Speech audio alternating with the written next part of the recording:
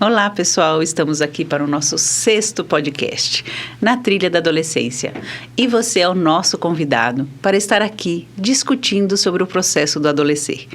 Hoje o nosso convidado é Roberto Pinheiro, meu querido amigo, que já podemos chamar de amizade, né, Roberto? Sim. Nos conhecemos há muito tempo. Eu tenho o prazer de acompanhá-lo desde a infância até hoje, em vários períodos da vida dele.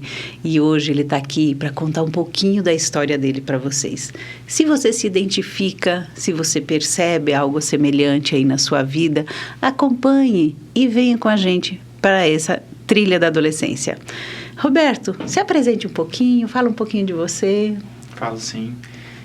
Meu nome é Roberto, né? Roberto Pinheiro. Eu sou estudante de psicologia, né? E também faço teatro, né? Então tenho essa veia artística, né? Esse lado de ator, né? Que eu gosto muito também. E estou vivendo, né? Assim, eu acho que é tão difícil a gente se resumir, né? A gente tenta se resumir mais com as nossas escolhas, né, de profissão ou aquilo que a gente gosta de fazer, mas eu acho que isso não abarca, né, o que a gente é totalmente. Não, claro que não. Hoje você trabalha, né, meio período, né? Trabalho. E estuda, né? Você trabalha e estuda e se diverte. E me divirto. Muito. Isso é muito bom, né? É preciso, né? Roberto, pelo aquilo que eu tenho acompanhado você, né, desde jovenzinho, eu sei que houve na sua história muitas dores, né? Muitos conflitos, né? Primeiro, quero te agradecer por você abrir, né, esse espaço aqui pra gente, né? E mostrar a sua história para as pessoas que estão nos ouvindo, né? E a gente sabe que todo este processo foi bastante doloroso, né? Crises de ansiedade, de pânico, hipocondria, muitas situações dolorosas. E a gente sabe que no meio desse caminho todo houve uma identificação, uma orientação sexual que trouxe muito conflito para você, que não é fácil. Às vezes as pessoas olham e acham que é uma coisa tranquila, é fácil a gente olhar para a nossa sexualidade, né? Porque ela também não nos define, né? O que nos define é o que somos de seres humanos, de seres espirituais, enquanto filhos, enquanto ser no mundo, né? Só que a coisa não é tão fácil assim, né? Não é tão simples. Você gostaria de falar um pouquinho sobre isso? Claro. Eu gosto muito de você, Cleusa, assim, você acompanhou momentos muito importantes, acho, do meu desenvolvimento, tanto a vida, né, a transição entre a infância para a adolescência e da adolescência, né, para a juventude, para a vida adulta, né, que estou iniciando essa vida adulta agora. E você está com 20, né? 20 anos. 20 anos. Eu acho interessante porque não foi esses anos todos que a gente esteve junto, né? Foi em períodos, né? Períodos, né? Da infância para a adolescência, para agora a vida adulta. E é isso, assim, eu acredito que como a gente vai se desenvolvendo, né? Se percebendo, se conhecendo a partir dessas etapas da vida, né? Tanto que a gente pode citar um pouco vários teóricos da psicologia, como Vallon, Piaget, que estudam esses estágios do desenvolvimento, né? E são estágios muito importantes da nossa vida em que a gente vai nos percebendo e percebendo o outro, né? Então, é muito importante esse olhar que a gente tem que ter pra gente, né? Enquanto a gente se percebe, a gente também percebe o outro, né? Sim, você está falando algo muito interessante, porque a questão da referência, né? Num podcast que eu fiz com a Karine Dutra, a gente fala do referencial, e esse referencial é aquele que eu me identifico com os iguais. Sim. Então, eu ter a parceria das idades, né? Da infância, junto com pessoas da sua idade, e depois transitar por esse caminho junto, isso é muito importante, Sim. né? Eu brinco com você que eu experienciei a Gestalt na prática, né? Sim, a Gestalt é maravilhosa. Demais. E agora no curso de psicologia eu estou tendo essa oportunidade de ver a teoria e ver, né, como se desenvolveu até hoje, né, ao longo do tempo. E uma coisa que eu acho muito importante, que eles frisam muito, porque a gente não se conhece apenas só com a gente se conhece na relação com o outro, né? Sim.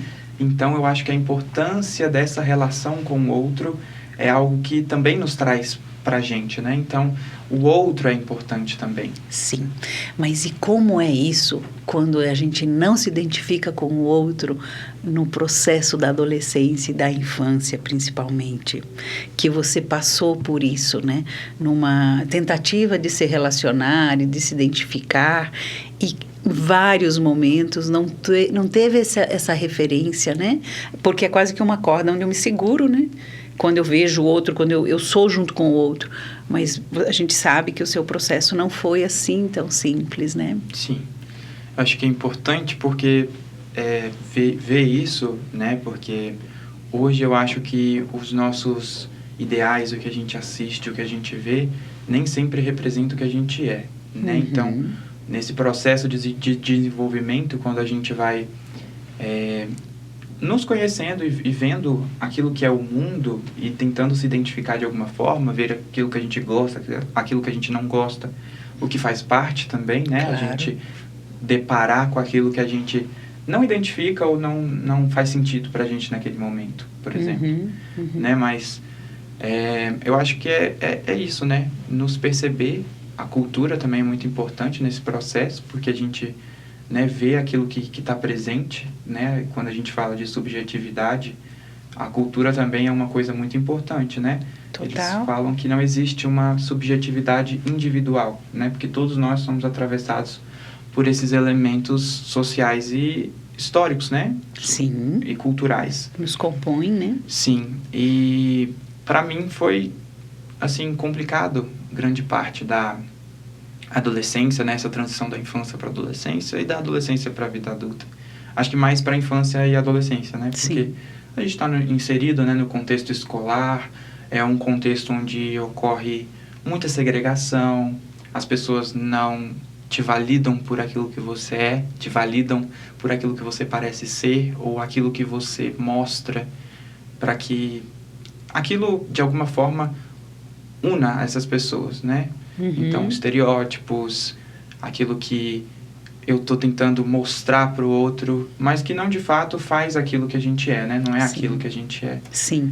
O que você está dizendo é que nós somos independentemente das nossas orientações, né? Sim. E esse olhar para aquilo que nós somos é muito difícil de ser validado, porque as pessoas olham o que é o estereótipo, né? Sim. E você me falou, a gente sabe disso, e você me permitiu falar sobre isso, que neste processo você sofreu muito bullying. Sim. Muito, muito. E não tinha um acolhimento familiar, não porque sua família não o acolhia, mas por desconhecimento desse fato. Sim. Até mesmo para você, né? Isso Sim. não era conhecido, né? E a adolescência é esse processo que o ser humano se descobre, né? Em muitas áreas da vida. Sim. Então, às vezes, partilhar com os pais é difícil, né? Porque tem essa projeção daquilo que o ideal do pai é em cima dos adolescentes, né? Então, e se a gente tentar atender todos esses ideais, a gente se afasta do que a gente é. E esse ponto do bullying, ele é muito importante nessa história, tanto que também me afetou de uma forma que me fez ser o que eu sou hoje, eu acredito. Uhum. Não uma coisa de tipo, eu estou achando que foi bom eu ter vivenciado bullying. Não foi, de forma alguma. Mas me fez ter alguns conhecimentos, assim, sobre a vida mesmo. O Gabor Mate mesmo, ele tem um documentário que fala sabedoria do trauma. Sim. Porque ele fala de como nós nos transformamos através dos traumas, né? Das dores da nossa história. E quando a gente pode agradecer esse tempo, porque hoje somos o que somos através daquilo que passamos, né? Sim. Então, isso é muito importante o que você está dizendo, né? Hoje, o que você é resultado daquilo que você viveu, mas você teve o privilégio de passar por isso com cuidado, com um olhar, com acompanhamento, com amor, né? Você é o filho mais velho e você tem uma irmã que é um pouco mais nova, né? E a gente sabe que teve muitas expectativas para o filho varão mais velho, né? Da casa, o primogênito, né? Que foi tão querido, né? Tão desejado, né? Sim. Cleusa, entrando um pouco nesse aspecto, né? Do bullying na escola, e isso que você está trazendo aqui também, que é muito importante, né? A gente discutir. eu acredito que hoje na cultura existe essa heteronormatividade, né? Então, desde a infância a gente aprende que, né, isso não é a verdade, né? Mas a gente aprende que brincar de boneca isso é para menina, brincar de carrinho é para menino, brincadeiras como lava-louça são executadas pelas meninas, brincadas pelas meninas. E Barbies, por exemplo, são brincadeiras de meninas. E eu acho que desde dessa infância há essa construção daquilo que é feminino, daquilo que é masculino, né? Então, a cultura, ela impõe muito isso do que a gente tem que se identificar, do que a gente tem que exercer, né? Esses papéis são muito presentes na forma como a gente age no mundo, né? Então, eu desde pequeno brincava com as bonecas da minha irmã, as Barbies, né? E eu brincava escondido dos meus pais, porque aquilo era tido, então, né, como brincadeira de menina, né? Hoje eles têm uma visão diferente, né? Eu acho que é diferente hoje esse olhar. E como é que você se sentia fazendo isso? Eu me sentia, assim, ao mesmo tempo que eu estava escondendo algo que eu gostava de brincar, né? Então... Até mesmo porque brincar de boneca também pode ser construir um bom pai, né? Exatamente. Vamos imaginar, né? Porque um bom pai hoje é considerado um pai que cuida de uma filha, de um filho, né? Exatamente. Então, essa cisão, né? Eu acho que a maior dificuldade disso tudo, Roberto, é quando você faz aquilo e você é proibido de fazer, né? Considerado inadequado, né? Isso não é o correto. Ou quando você não se identifica com aquilo que te colocam para você brincar. Te dão uma bola ou te dão um carrinho e você estranha aquilo, né? Então, eu acho que são coisas assim que, para a infância, né? Você está trazendo que é relevante. Eu acho que não deveria ter tanto peso assim, né? Não. E a diferença de idade de mim para minha irmã é 2 anos e 11 meses, né? Quase 3 anos aí. Então, a gente não tem uma diferença de idade muito grande.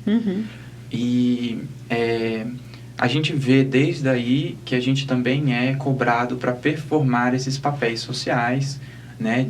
Seja o feminino ou seja o masculino. Eu brinco que a gente já nasce com nome...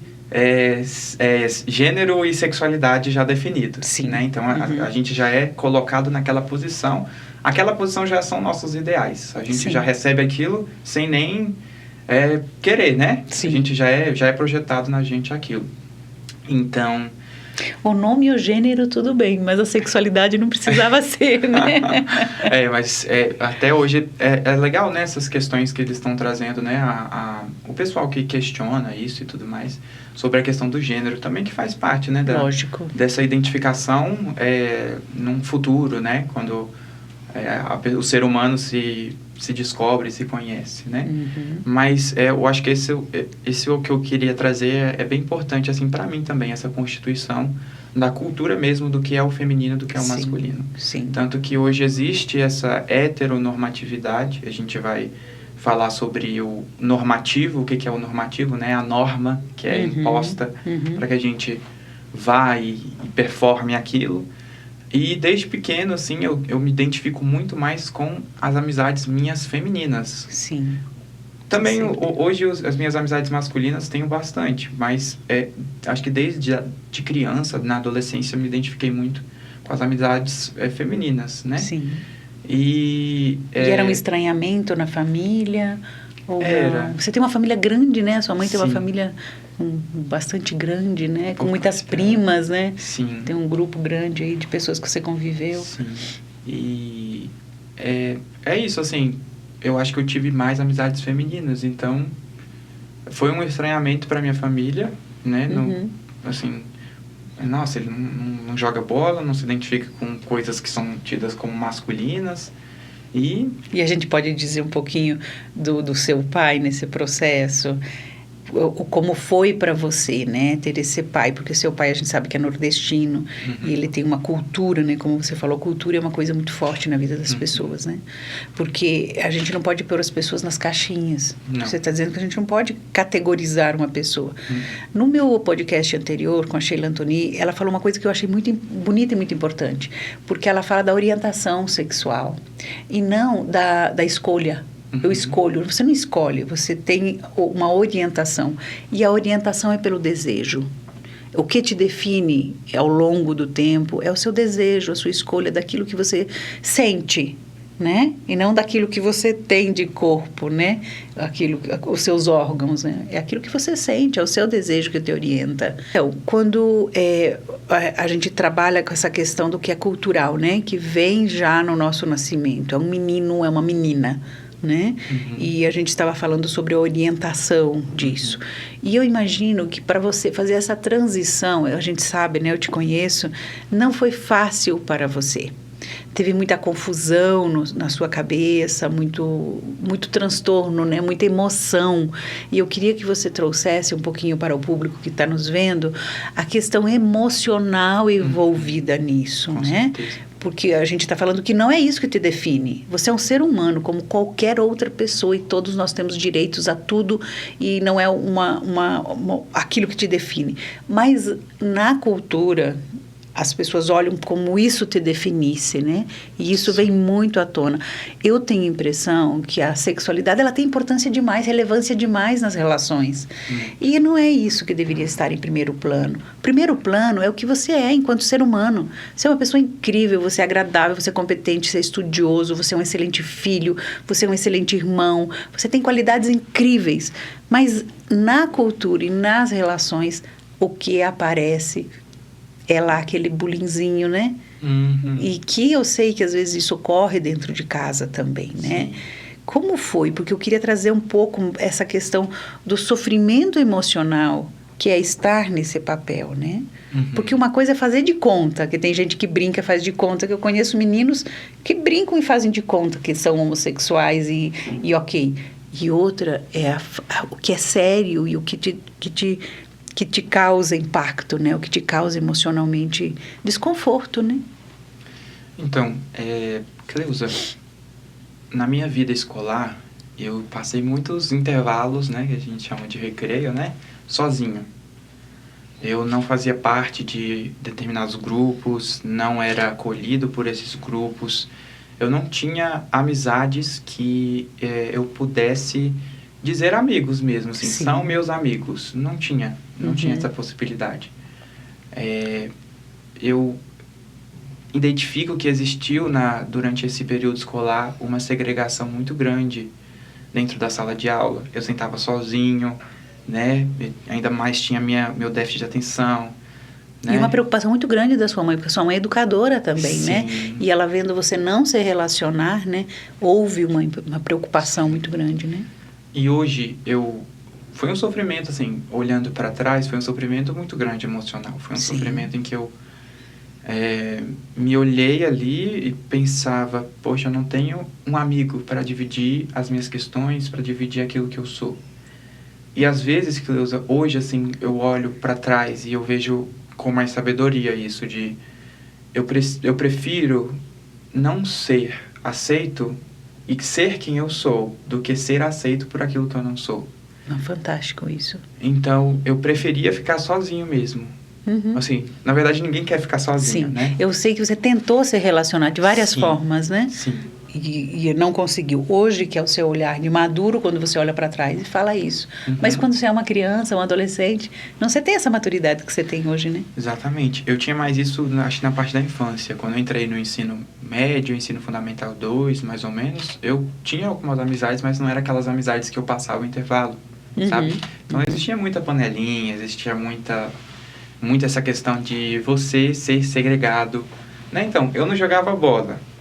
E eu acho que isso era um fator super preponderante dentro da escola. Sim. Os meninos se uniam também por conta da escola, por conta do futebol. E as meninas têm aquela questão, né, de aquela coisa da amizade feminina e amizade masculina, que hoje eu também percebo uma coisa muito importante, porque quando você ensina que as meninas não podem ter amizades, vínculos afetivos de amizade com homens, né, meninos, na infância, muitas vezes esses meninos crescem e não conseguem exercer amizades com mulheres. Veem as mulheres somente como objetos de desejo sexual e não conseguem ter um vínculo afetivo de amizade, né? Então, eu acredito também isso, que o nosso lado psíquico é muito forte na infância, na adolescência, em sentido da gente constituir as nossas primeiras relações, né? Então, houve esse atravessamento em mim, por mais que depois eu conseguisse, né, me aproximar, tipo, ter amigas mulheres, a maioria naquela escola, né, foram amizades femininas, mas ao mesmo tempo tinha essa coisa, né, daquela... Primeiro espaço, né, os pais meio que proíbem, né, para proteger as filhas. Sim. Eu tenho caso nos consultórios de pais que não tenham relacionamento com meninos. Meninos não são amigos. No intuito de proteger as filhas, sim, causam isso, né? E a gente pensando hoje, eu acho que hoje a gente está, né, assim, num ano avançado, e sim, a gente tem que ensinar as crianças, o menino tem que respeitar a menina, assim, sim, como a menina também tem que respeitar o menino. Total. Sabe? E na verdade, a solução não é afastar dos dois terem amizade, é você ensinar os limites, né? Sim. Daquilo que pode ter na relação, não pode, aquilo é certo, aquilo não é certo, que na verdade o que é certo e não certo, na verdade, é uma construção, né? Porque aquilo que eu acredito que seja o real é esse olhar quando eu firo o direito do outro, eu não tenho mais esse direito de poder fazer aquilo, sim, que eu quero, né? Então, o pessoal nascendo aqui um excelente psicólogo, hein? Vamos gravar o número dele, porque vai ser um excelente profissional. Obrigado, Cleusa. E hoje é muito isso no preto e no branco, né? O certo e errado. Sim, sim. E não existe isso de certo e errado. Existe eu e o outro, e quando eu firo o direito do outro, eu também não posso... esperar o meu, né? Exatamente, esperar que o outro também respeite o meu direito, né? Sim, naquilo, sim, que aqui é meu limite, aqui é o seu limite. Sim. E comunicar, né? Que é importante. Sim. Então, acho que... Aí que nasce o bullying, né? Quando não, sim, se ensina o respeito, né? Sim. Porque é isso que você está falando, eu acho que é muito forte, sabe, Roberto? Eu acho que falta muito, e é uma preocupação, acho que de todas as pessoas que trabalham com desenvolvimento infantil, é como eu ensino o respeito ao outro, o limite ao outro, né? É ter limites nas suas próprias emoções. Porque às vezes eu posso até não gostar de alguém, mas eu não preciso demonstrar isso, ou agir com esse eu não gostar, maltratando, desrespeitando, praticando bullying. Sim. Né? Então, eu acho que o que você está falando é algo muito importante. A gente precisa, muito mais do que ensinar sobre ser homem ou ser mulher, tem que ensinar o que é respeito para o ser humano, sim, né? Com certeza. E eu acho que durante esse período da escola, eu sofri muitas piadas, muitos comentários, coisas que eu não podia ouvir porque estavam falando de mim. Cochichos, sim, aquelas coisas, risinhos, né? Então, isso ainda hoje me coloca num lugar de insegurança quando eu me relaciono com as pessoas, né? Amizades, né? Na verdade, hoje eu tenho uma diversidade, assim, de amizades, uma grande vastidão, né? Assim, de pessoas que eu tenho no meu ciclo, na verdade, de pessoas próximas, né? Não sim, amizades, mas conheço muitas pessoas, né? E isso é importante pra gente, né? Ter aquele amigo para sair, aquele amigo para desabafar, né? Então, sim, é importante isso também para o nosso processo. E eu acho que hoje, a maturidade também, né? Quando a gente pensa em jovens que já têm algum conhecimento sobre o respeito, né? Do seu lugar e do lugar do outro. E consegue aceitar mais a diferença das pessoas, porque eu acho que essa é a grande questão, a diferença, né? Aquilo que é diferente no outro, às vezes, nem sempre as pessoas aceitam. Sim. Né? Então, eu começo a aceitar mais as diferenças nos outros, né? Porque aquilo não vai afetar a minha vida. Olha que fantástico isso, né? Você se observa também nesse olhar com o outro, né? Você se respeitar e respeitar o outro, sim, né? Quer dizer, a gente pratica isso e nem percebe, né? Sim. Como foi, Roberto, com essa família extensa que você tem? Você tem tias, né, que são iguais à mãe, né? Que a gente sabe que são tias muito queridas, né? Sim. Que te acompanharam e que têm um amor muito grande, uma amizade muito grande com você, né? Então, você teve um espaço. Eu acho que, acima de tudo, você tem uma família que te aceita e que te olhou a partir do momento que você se olhou, sim, né? Então, você teve esse acolhimento familiar muito bonito. E também algumas coisas da família que também não foram muito aceitas, né? Sim. Então, eu brinco, né, que a família do meu pai não é de Brasília, né? Eles são de Recife, né? Então, eu não tenho muito contato. Tenho mais contato com a família da minha mãe, que mora aqui, tanto no DF quanto no Goiás, né? E são tias muito acolhedoras, né? Assim, as 6 são professoras, né? Uhum. A maioria de 1º a 5º ano, e tem professores de matemática, né? Todas educadoras, né? Uhum. Então, esse papel é muito presente para elas, né? São pessoas que eu tenho essa abertura para falar de mim, para conversar, né? Então, a família também é um alicerce muito importante para a gente quando a gente está se constituindo, né? Uhum. Porque a gente pensa, uma família que não consegue acolher e validar, né? Acho que na questão nem é validar, mas olhar para aquilo, é uma família que vai, né, tá ali presente nesse desenvolvimento. E quando a gente pensa que a gente constitui as nossas primeiras relações com a família, isso tem um peso muito enorme pra gente. Sim. Né? Então, pensando nesse aspecto, muitas pessoas não têm essa família presente, não têm esses referenciais, né? Um referencial, assim como você disse, tanto de identificação como aquilo não faz sentido para mim. Eu posso mudar isso, né? E é muito importante, né? Isso. Que legal, bacana isso, né? Ok. E junto com todo esse processo, a gente também sabe que você teve transtorno de déficit de atenção, né? E que isso é muito comum e muito complicado, né? De se adequar em sala de aula, se adequar com aquilo que a escola traz.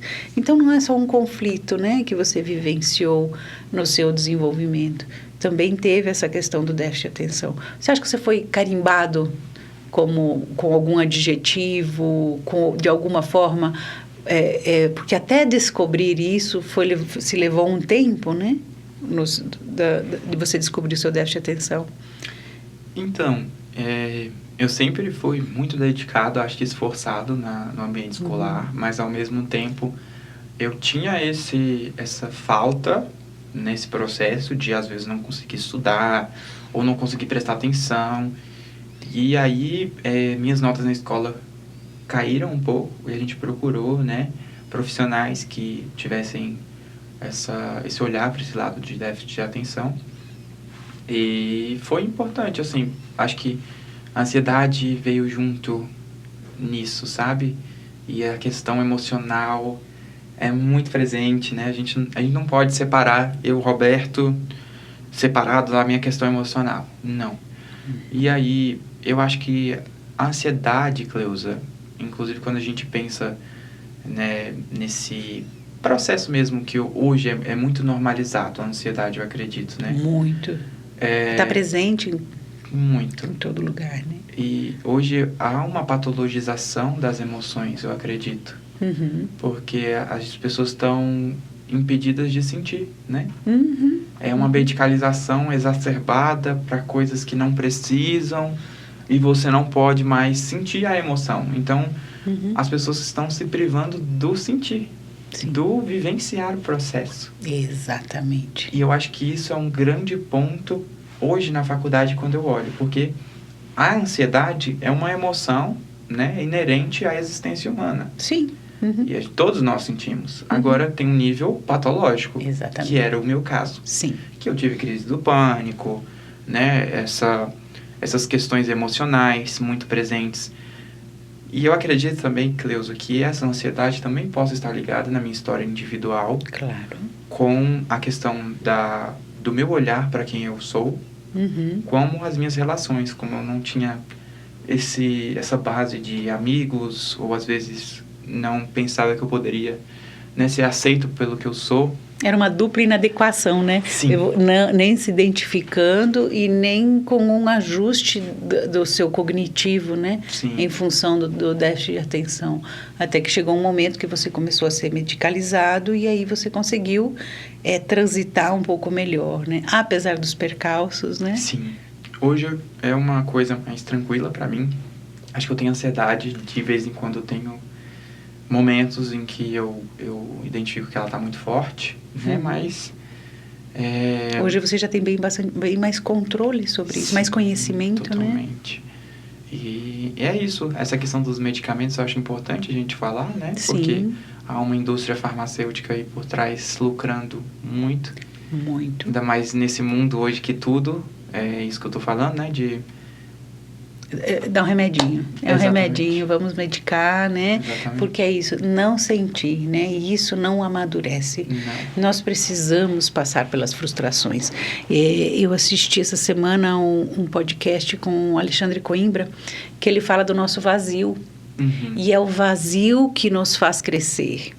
O nosso vazio existencial, na verdade, ele é importantíssimo que todos nós tenhamos, porque é nele que eu vou me recolher, vou pensar, vou refletir e vou encontrar as minhas forças. Eu vou me transformar naquilo, né? Eu vou encontrar saídas, eu vou ser resiliente. É no sofrimento, na angústia, é na frustração. E quando eu anestesio isso, ou que eu não me permito a esse tempo do vazio existencial, eu não consigo fazer essa transição, essa passagem. Uhum. Eu vou passar por ela patologizado, adoecido, porque eu não consigo elaborar essas emoções, né? Sim. Então, elaborar as emoções adoecidas sem medicamento é muito difícil, mas é muito importante. Com a ajuda de um amigo, de um familiar da religião, de um profissional terapeuta, que não precisa ser só um remédio, né? E hoje eu concordo com você, a indústria do não sentir. Como vai ser no futuro? Será que teremos que tomar remédio sempre para não sentir? Exato. Né? Então, o sentir é importante, é muito importante. No seu caso, você só foi medicalizado com o transtorno de déficit de atenção? Ou você acha que você também foi medicalizado para a ansiedade? Eu tive momentos em que eu tomei o remédio de ansiedade, né, para ansiedade, mas eu acredito que foram mais medicamentos para o déficit de atenção do que para a ansiedade. Uhum. E, Cleusa, isso que você falou é muito importante, porque quando a gente fala de medicalização, a gente está falando de silenciar um sintoma que diz algo. Isso. A causa é outra história, né? Então, quando você toma um remédio, você está silenciando o sintoma. Uhum. Mas o sintoma diz de algo que está por trás. Exatamente. E é para isso que a gente tem que olhar. Igual a febre. A febre está te dizendo que tem alguma coisa que está errada. Sim. E se você não sente a febre, como é que você vai saber que está errado? Né? Então, exatamente isso. Eu acho que isso é importantíssimo, né? A gente sentir aquilo e elaborar. Né? Não é fácil, né? Mas a gente precisa encarar isso. Sim. E acreditar que nós somos competentes e capazes para isso, né? Com certeza. Eu acho que isso é muito importante. Roberto, a gente já falou um pouco da sua infância, da sua adolescência e dessa transição, né? Mas eu tenho a impressão que teve um ponto crucial na sua vida, onde houve uma transformação muito grande, né? E a partir desse ponto, que não foi fácil chegar nele, porque eu sei que eu te acompanhei, né? E te acompanho, e a gente sabe que este encontro com este ponto, que ele é crucial, foi muito doloroso até chegar nele. Mas a partir dele, as coisas começaram a ter mais sentido, você começou a conseguir lidar melhor, inclusive com a sua ansiedade. Que ela te visita hoje, mas não mais como era antigamente, né? Qual seria o ponto, Cleusa? Acho que eu não peguei. Eu acho que é o ponto que você começou a se conhecer melhor. Então. A gente fala de sexualidade, né? Eu acho que é uma parte muito importante pra gente também se conhecer, se perceber. Mas eu acho, Cleusa, que hoje... Eu acho que também é uma forma de lidar também a cultura com a completude existencial humana. Hoje existe, sim, um movimento de que a gente é enquadrado, a gente é colocado em caixinhas, e isso não consegue abarcar a complexidade humana. Não. A existência humana. Sim. E pensando nisso, eu acredito que, sim, houve uma diferença em relação ao que eu me percebi, daquilo que era uma norma, né, do que aquilo que as outras pessoas estavam fazendo. E ainda hoje eu acho que existe isso, esse enquadramento. Então, ainda mais na sexualidade, né, na questão da orientação sexual. Eu acho que existe sim você é isso, você é aquilo. Eu sou um ser humano. Eu sou um ser humano, né, quando a gente fala de, por exemplo, Freud, né, e de ego, superego. Eu sou um ser humano com desejos, com questões existenciais, questões emocionais, né, que estão presentes ali. Então, conflitos, né, com a imagem durante algum tempo, né? Inseguranças. Sim. E hoje a gente pode falar mais abertamente disso, eu acredito, né? Hoje é um momento em que a gente, como ser humano, não pode ser reduzida a uma coisa que tente justificar ou explicar ou tá ali para falar você é isso, você é aquilo. Isso é muito reducionista para nossa existência humana. A gente está, a gente não é, né? Então, eu acredito que eu tô nesse lugar de uma inconstante incerteza daquilo que eu sou. Porque eu acho que esse é o processo. A gente não tem certeza daquilo que a gente é nunca. E isso faz parte da existência. Esse é o desafio, né? Então, é isso, assim, eu percebo isso. Eu acho que todo mundo precisa perceber isso de algum momento da vida, né? Sim. E esse vazio que você fala é importante. Porque é nesse vazio que eu me conheço. Sim, sim. Eu não sou o melhor ser humano sempre. Eu não sou a melhor pessoa sempre. E tá tudo bem. Exatamente, você não vê, a gente vive na idealização, né? Sim. Se você se sentir à vontade, eu gostaria de te convidar para você falar um pouco do seu momento atual, enquanto estudante de psicologia, o que te levou para esse lugar, né? Como você está se sentindo enquanto adulto, dirigindo, trabalhando, estudando, nesses desafios, e também no lugar da diversão, né? Eu acho que é um movimento de emancipação, eu diria assim, em que a gente consegue conhecer as nossas responsabilidades, nos perceber de uma forma diferente, né? Quando a gente pensa nas épocas atrás, né? Minha avó, por exemplo, casou com 18, 17 anos, eu não sei exatamente. Mas para você ver como, historicamente, as coisas mudam, né? Então, hoje eu acho que existe mais essa possibilidade da gente poder se encontrar, assim, sabe? Esse processo de emancipação não se dá de uma forma brusca, né? Então, eu sei que a minha vida, né? Hoje, as minhas condições não são as condições de todas as pessoas, né? Então, você fala das condições financeiras? Condições, acho que de tudo, né? A gente vive de conhecimento, né? Sim, a gente vive num país muito desigual. Então, eu tô falando do meu ponto de vista, né? Assim, da minha história, né? Então, para mim, hoje, é um processo de emancipação mais tranquilo, né? Mais cheio de inseguranças, incertezas, né? Que também faz parte do processo, né? Então, eu acho que eu tô olhando isso hoje, eu tô processando, né? Tá acontecendo aos poucos. Você não tá com a porta fechada, né? Porque, inclusive, você tem um chamado muito grande pro teatro, né? Sim. Tem um gosto muito grande, um amor muito grande pelo teatro, né? Sim, eu acho que se você não falasse, eu até iria esquecer de falar. Que ele tem paixões, né? Da psicologia e do teatro, são duas grandes paixões da vida. Sim. E que uma não exclui a outra. De forma alguma. Né? Inclusive, a gente sabe que dentro da psicologia tem psicodrama, que é maravilhoso, né? Que trabalha com o teatro, né? Com a teatralização das... Sim, e é isso. Hoje o teatro é muito presente na minha vida e eu acho que é uma forma também da gente encontrar as nossas emoções, né? O Moreno, né? Que foi o grande percursor, né? O criador da teoria do psicodrama. Ele era um diretor de teatro, né?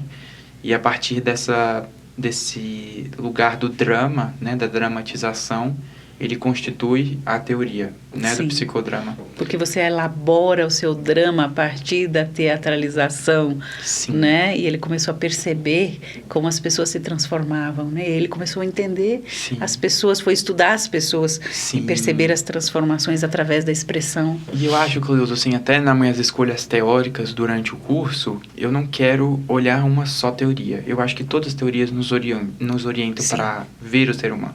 Lógico que tem divergências ali, mas eu não acredito que uma só, sabe, vai orientar a nossa prática profissional.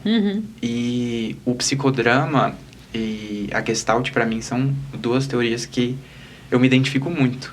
Assim como tem outras teorias que têm suas peculiaridades, que são muito importantes também, mas nesse momento faz mais sentido para mim isso. E o Moreno, Cleusa, ele trazia uma coisa muito importante na teoria, que era a espontaneidade, né? E ele também trazia o antagônico, que era a conserva cultural, né?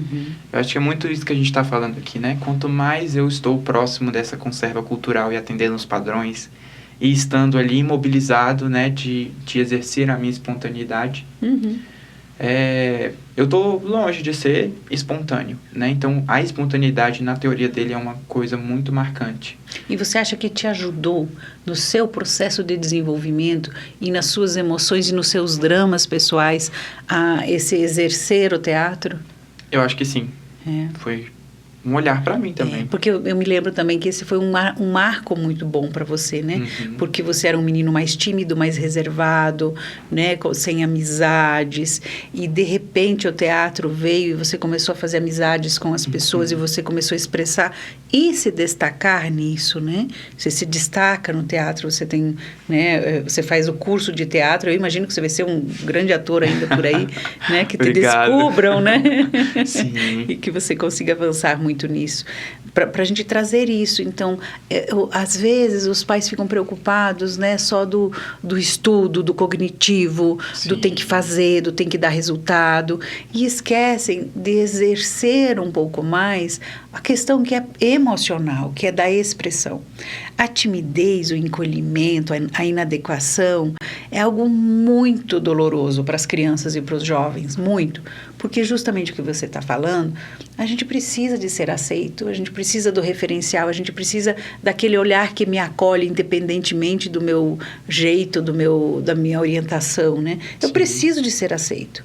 E quando eu consigo expressar isso através da arte, que seja o teatro, que eu acho que é lindíssimo, mas tem outros campos também, o esporte também, né? Sim. Então, olhar para o jovem mais amplamente com outras possibilidades que ajudam, porque a gente sabe que o corpo, ele guarda as nossas dores. Sim. E quando eu expresso o corpo, eu também expresso as minhas dores. Sim. E automaticamente elas vão se transformando dentro de mim, né? Vão se acomodando dentro de mim de outras formas, né? E em um mundo, Cleusa, em que a gente muitas vezes silencia essa emoção ou não apresenta essa emoção, o teatro é esse espaço lúdico onde a gente pode demonstrar aquilo. Então eu preciso buscar recursos em mim para encarnar um personagem, para estar ali mostrando aquela emoção. Então, é sim um recurso, né, emocional, eu diria assim, para estar ali, né? Eu empresto aquela emoção para aquele personagem, né? Digamos assim, né? Numa forma menos teórica, né? Mas é esse espaço. E eu me encontrei muito no teatro por conta disso. Esse espaço lúdico em que a gente pode ser o que a gente quiser, né? Um copo pode ser uma madeira, né? Então a gente pode representar as coisas de formas diferentes, né? É um mundo de possibilidades, né? Sim. Porque esse também, para registrar assim, foi um marco muito importante na sua vida, que eu me lembro que a partir do momento desse teatro, você começou a se soltar mais. Aquele menino tímido, encolhido e que precisava de aprovação, ele foi perdendo a força dentro de você, porque você encontrou essa aprovação nesse lugar, né? Sim. Esse contato com os outros. E eu acho que o primeiro grupo de mais amizade que você fez, que foi mais forte, foi nessas relações do teatro, Foi, né? foi sim. E te ajudou muito, né? Muito. A crescer. Muito. o teatro é um aspecto ligado muito à cultura, né? Então, a gente ali, de alguma forma, está falando, né? Das nossas dores, das nossas angústias. Uhum. Então, é maravilhoso, né? E eu acho que o teatro também é um lugar onde a gente olha elementos culturais que possam ser representados de maneiras lúdicas. Então, Sim. houve essa identificação muito grande, né, dentro do teatro. E é isso. Fazer teatro é difícil, porque implica também na gente se ver, se desnudar. Olha aí, coisas que às vezes a gente não sabe, né? Sim, se despir, né, daquilo que a gente acha que a gente é. E que, na verdade, não. Aquilo é uma máscara que muitas vezes a gente usa na sociedade, né, para se representar, para se... E aqui não é aquilo que a gente é, né? A gente é muito, né? Como você falou, nós somos multidiversos, né? Complexos. Sim. E somos muitas coisas, né? Muitas.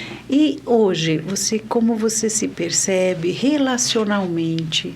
Como que tá esse grupo de amigos? Como que tá essas relações, né? Afetivas, né? Hoje familiares. Sim. Hoje eu percebo que eu tenho uma abertura muito grande para as pessoas que são bem próximas a mim, de eu partilhar coisas da minha vida. Eu acho que eu estou num momento saudável, mas eu acho que é não só saudável, né? A gente também tem aquilo que angustia a gente, né? Então, mas eu acho que eu sinto que eu tenho relações boas, relações em que eu consigo confiar, que eu consigo me mostrar do jeito que eu sou. Porque nem todo mundo se mostra, né? Do jeito que a gente realmente é. E hoje eu vejo essa possibilidade de conseguir ser aquilo que eu sou. Por mais aquilo que eu sou, não aquilo que eu estou, né? Como a gente estava dizendo. Mas eu acho que é isso. Eu acho que essa constitui uma relação verdadeira, né? Que a gente se mostra nosso lado vulnerável, mostra nossas questões com nós mesmos e a gente é acolhido. Acho que isso diz da saúde da relação e desse forte vínculo de que você é desse jeito e eu te acolho do jeito que você é. E isso diz, né, da nossa relação com o outro. E eu acho que é esse espaço que eu busquei tanto, acho que durante a minha infância e adolescência, de poder ser aquilo que eu sou, sem esse aspecto de julgamento, de isso é errado, isso é certo. Você é o que você é. Sim. E eu te acolho naquilo que você está, naquilo que você sente que é você. Eu sei também que você tem uma espiritualidade muito forte, né? Sim. Como isso te ajudou? Isso favoreceu? Isso te auxiliou de alguma forma nesse processo, né, ansioso, difícil que você transitou, né, todo esse tempo? Eu acho muito importante, Cleusa, durante a graduação também, há esse compromisso ético que a gente aprende, né, de enquanto psicólogos não deveremos, né, usar de nossos artifícios espirituais para, de alguma forma, estar ali com, seja qualquer pessoa que procure nossa intervenção. E eu acho que é muito importante, mas... Nós precisamos conhecer a dimensão espiritual humana para poder estar com os outros, né? E separar também, né, aquilo que é do Roberto, a espiritualidade do Roberto, né? E que eu acredito que grande parte das religiões hoje que as pessoas têm são a Igreja Católica, a Igreja Evangélica, e acho que historicamente foram religiões que podaram as pessoas de serem quem são. Hoje a minha espiritualidade, eu me identifiquei muito com o espiritismo do Allan Kardec, né? Mas isso, eu não tenho uma religião fixa, eu acredito. Mas eu acho que a religião também é uma porta para que a gente possa olhar para muita coisa, né? Não acreditar só numa finitude, ou se acreditar também faz parte, né? Porque a questão não é ser da religião que se escolhe, Sim. né? Mas para a dimensão espiritual do ser humano, né? Que é essa dimensão espiritual que é a que faz com que a gente se relacione respeitosamente com o outro, validando os valores de cada um, né? Então, independentemente de uma bandeira, né? É como isso pode facilitar e ajudar as pessoas a se relacionarem melhor e também a acolher um pouco melhor as nossas dores, né? Sim. Nossas emoções, aquilo que está doente em nós. E é importante você trazer isso, Cleusa, porque espiritualidade é diferente de religião, Total. né? Não tem... Pode ter alguma ligação, mas acho que não é reduzida dessa forma. E eu acho muito importante esse lado espiritual, inclusive quando a gente fala de finitude, né? A gente estuda, né, no lado hospitalar, em psicologia, por exemplo, pacientes que estão em estágio terminal e que precisam daquele momento espiritual de acreditar que tem algo além, né? Então, não no e de sentido... receber esse amor que é do humano, né? Esse acolhimento. Sim. Não no sentido do psicólogo ali nessa posição de impor uma crença, não. Mas o paciente, né, às vezes a pessoa que está nesse estado de finitude, trazer essa espiritualidade como um alicerce, né? Então, é importante isso. Quando a gente olha, né, faz a gente também entrar em contato. Tem tantas dimensões que Deus, além da espiritualidade também, mas é muito forte, né, pra gente, que faz a gente se entender, se olhar, se compreender, né? Então, mas é muito importante, eu acho que esse lado, assim, da gente entrar também em contato com a gente. Claro, total. Porque, veja, a gente está falando também de um amor, né? Porque disso que a gente está falando, que são os nossos dramas pessoais, nas quais convivemos, né? É lógico que eu tenho os meus aqui, da minha transição de criança, de adolescente, né? De vida adulta também, e isso nos transforma.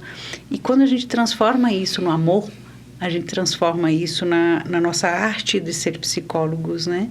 Porque a gente consegue transitar por aquilo que é nosso, das nossas dores, fazer esse processo de resiliência, de cura e trazer a compreensão do olhar para o outro, né? E isso eu vejo como algo que é superior no sentido do amor e da espiritualidade, porque para mim é quase como se fosse um chamado. E eu costumo dizer que não somos nós que escolhemos a psicologia, é a psicologia que nos escolhe, porque nós conseguimos fazer essa transição por aquilo que causou dor, que causou incômodo, e conseguir compreender o outro na dor dele, né? Nesse lugar que é tão bonito e que está faltando tanto esse acolhimento, né? Muito, então, muito. É uma coisa muito bonita essa profissão, né? Então, a gente fala aqui, né, da sua transição de criança, de adolescente, né? De conflitos com o corpo, conflitos com a sexualidade, conflitos com o transtorno de déficit de atenção. E você teve e tem uma família que acolhe, que te ajuda muito, essa família extensa da sua mãe, essas tias amorosas, a sua irmã, os amigos, a profissão, né? A espiritualidade, o teatro, né? Que te ajudaram a estar aqui hoje de uma forma muito mais saudável e trazendo essa mensagem para as pessoas, né? É uma história de vida. Então, que há como transitar por tudo isso e transformar. Eu gosto de dizer, né, para o público que nós não estamos fadados a viver com aquele peso a vida inteira, com aquele drama do trauma, que tem jeito, que tem formas, a gente tem como lidar com isso e viver de uma forma melhor. E você é um exemplo disso, né? A sua família tem vários exemplos disso, né? Então, é um exemplo, né? Um exemplo para que as pessoas olhem para as suas próprias questões e olhem para os exemplos que nós temos e que possamos transitar juntos, né? Por esses conflitos, por essas dores, por essas emoções, porque cada um de nós tem uma carga. E ela se diferencia um do outro, mas o peso é o mesmo. né? E a gente pode ajudar nessa questão do peso, né? De aliviar um pouco isso e transformar a vida, né? De uma forma muito mais linda, mais leve, mais bonita, né? De descobertas, né? De possibilidades. Eu acho que o amor nos permeia. E isso é muito importante. Muito importante. Queria pedir para você, assim, né, numa última mensagem, né, para o nosso público, o que você gostaria de deixar como mensagem, até mesmo para os pais que estão passando por este processo com os filhos, da adolescência, né, desses conflitos. Sim. O que você gostaria hoje de deixar como mensagem? Então, eu acredito que tudo faz parte da nossa existência, né? Que tá tudo bem se a gente sentir que a gente não está sendo acolhido, não está feliz. Isso faz parte durante a nossa história, né? E olhar para as nossas emoções, acho que é importante. Quanto mais a gente nega, né, aquilo que a gente sente, mais a gente se distancia do que é a gente, né? Sim. Então, é isso. E para os pais, acolham seus filhos, né? Os seus filhos são do jeito que são, né? Então, lógico, né? Nem sempre a gente pode ser aquilo que a gente quer, né? Mas ser de uma forma em que eu seja verdadeiro, seja acolhido. Que eu tenho espaço para ser assim, né? Sim. E é isso. Eu acho que tá tudo bem. Eu acho que tudo vai ficar bem. Eu acho que seria isso. Tudo passa, né? E essa é a mensagem, que precisamos olhar para quem a gente é. Por mais que nos doa, né? Sim. E aí você deixa uma mensagem muito bonita, né? Porque a gente precisa sentir para saber quem somos. E se a gente não sentir, a gente não vai saber o que somos. Jamais. Né? E se nós tivermos o apoio da família, dos amigos, isso vai de uma forma um pouco mais tranquila, né? Ajuda um pouco melhor. Mas nós precisamos sim identificar as nossas dores e senti-las. E não amortecê-las, né? Com remédios ou com negações, né? Com dificuldades, com não aceitação, sim. Né? Acho que isso é muito importante. Muito. E é isso. Hoje eu acho que as pessoas têm mais liberdade para ser o que são. Mas ao mesmo tempo existe outra vertente muito grande de não querer que isso aconteça. Precisamos parar isso o mais rápido possível, né? E eu acho que ser humano é isso, né? A gente se perceber nas nossas diferentes formas, vontades, e respeitando sempre o lugar do outro, né? É o respeito, eu acho que é muito importante a gente trabalhar, né? Muito. Porque o desrespeito a quem somos, né? Aquilo que nós estamos passando, eu acho que é uma dor muito grande e que demora muito. Eu tenho vários casos no consultório, né?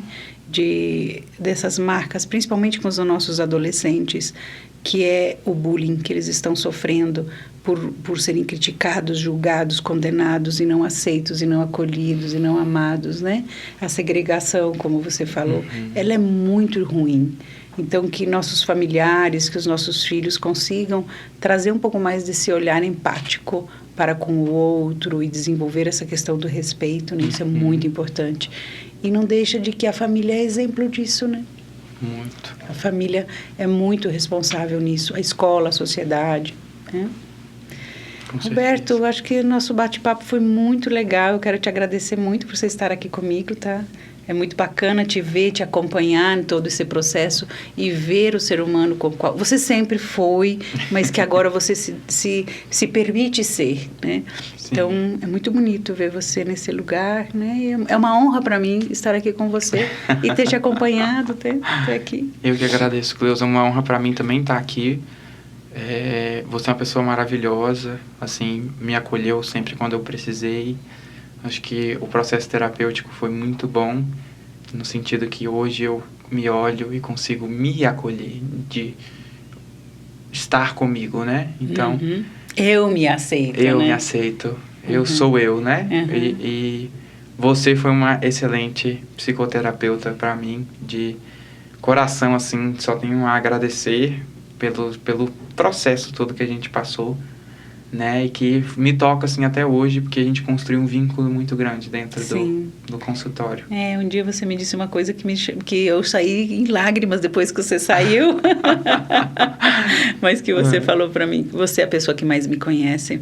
Sim. Você conhece tudo que é mais de detalhe do meu ser, né? E isso é muito gratificante para o profissional, né? Conhecer profundamente tudo aquilo que vai. E muitas vezes a família não consegue ver toda essa dimensão, né? Não.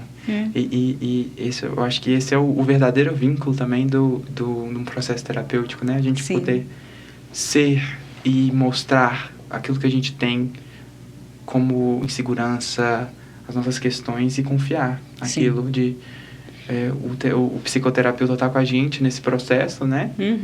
E tá ali, presente. Então, acho que esse é a grande presente que você me deu, de estar comigo nos momentos mais indefesos e inseguros que eu estava. E isso foi importantíssimo para o meu processo de desenvolvimento, tanto em infância como adolescência. Tô arrepiada aqui. E agora, entrando na vida adulta. Ok. Obrigada, viu? É uma honra para mim. Para mim também.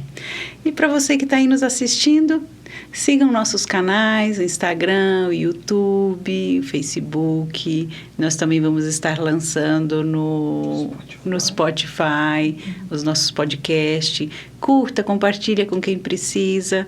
E você é o nosso convidado especial para estar aí também dando sugestões, né? Eu agradeço muito a sua paciência de estar aí nos ouvindo hoje.